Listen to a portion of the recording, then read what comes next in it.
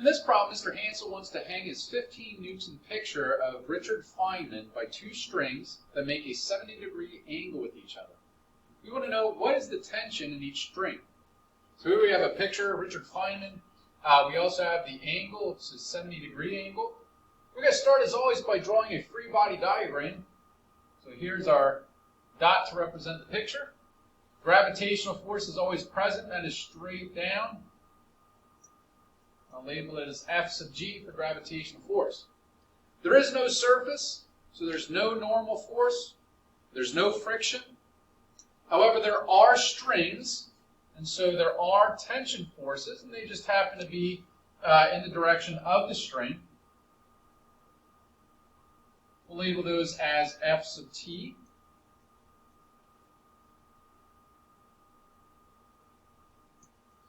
And they make a 70-degree angle right there.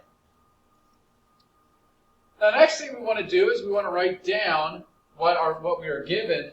And we are given, first of all, that it is a 15-Newton picture. Now, because it is in newtons, we know it is a force. So it does not describe the mass, but it describes the gravitational force. If they were to give us the mass, then we'd have to convert it to the gravitational force by multiplying by 9.81. But they already give us the gravitational force. We want to know what is the tension. So we're looking for Ft. Now, before, the way that we would always proceed is we would take our forces that are at angles and we break them into our x and y components. So we'd have to break it into its two parts. But there are two of them at angles, so we have to be careful. There are two upward parts, and there are two horizontal parts as well. So this would be our Fx and Fx. And these two would be our Fy and Fy. Now notice what happened when we did break those into our parts. This is no longer a 70-degree angle. We broke it into two evenly distributed 35-degree angles. So this here is actually 35 degrees, and this is another 35 degrees, which makes a total of 70 degrees. So now the problem with this is that we don't know the hypotenuse, so we can't really break it into its two components. Instead, what we're going to have to do is the opposite. We're actually going to get the components first, and with that, find the hypotenuse, which is the tension force.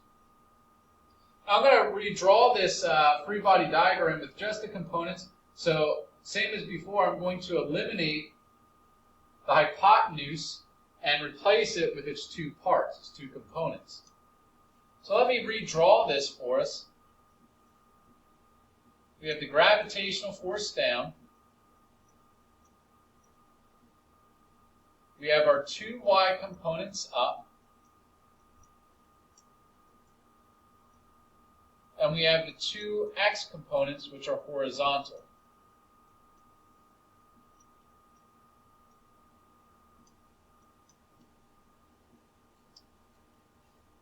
Now we're in equilibrium. The picture is not moving. It's just hanging there. And that means that the forces on the left balance out the forces on the right. All that tells us is that Fx is equal to Fx, which is really of no help to us at this point. So we go to the y direction, we go to the vertical, and we have that there's an Fg down, and there are two y components up. So both of those y components together balance out the one downward gravitational force. Now we can combine these, there's two of them, so we can just write it as 2 times F sub y. And that's equal to the gravitational force. And we were given the gravitational force. We were told that it's 15 newtons. So we can actually go back here and say that twice the y component is equal to 15. And to solve for the y component, we divide each side by 2. Here the 2's cancel out. And we get that the y component is equal to 7.5. So each string must support half the gravitational force. Now what we have to do next is we are going to go back here. Remember that this is 35 degrees. And now that we know the 1y component, each one is 7.5, we're going to use our trigonometry to get the tension force, which is the hypotenuse. So let me redraw this here so it's a little bit easier to see this, what's going on. We have the y component, which is up. And we just saw that as 7.5. We have the x component, which is to the right. We don't know that number, so I'll just label it as f sub x. And we have the hypotenuse, which is what we're trying to find, that is the tension force. We know that this angle is 35 degrees.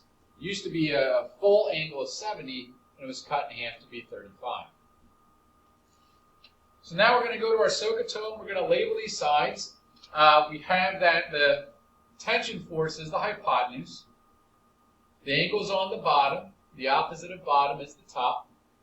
That means that the x component is the opposite side. And the one left over is the adjacent side. That is our 7.5. We go to SOHCAHTOA.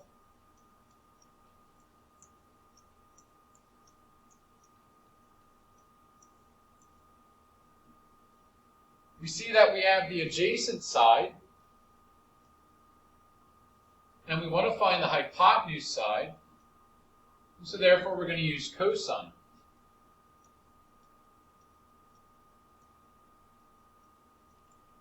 The cosine is the adjacent 7.5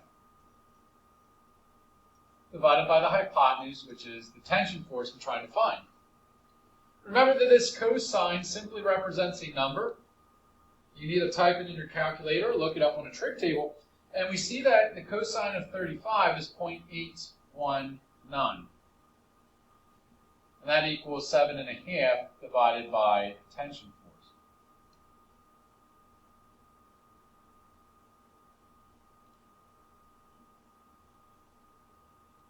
And the problem right now is that our variable's in the denominator.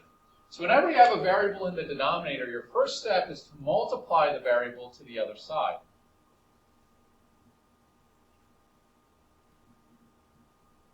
You can't solve for it while it's in that denominator. So now we have that the tension times 0.819 is equal to 7.5. To solve for the tension, we're going to divide each side by 0.819.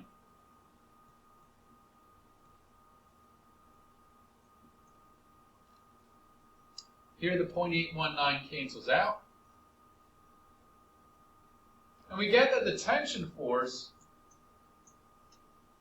equals 9.2. All forces are measured in newtons. This is no different.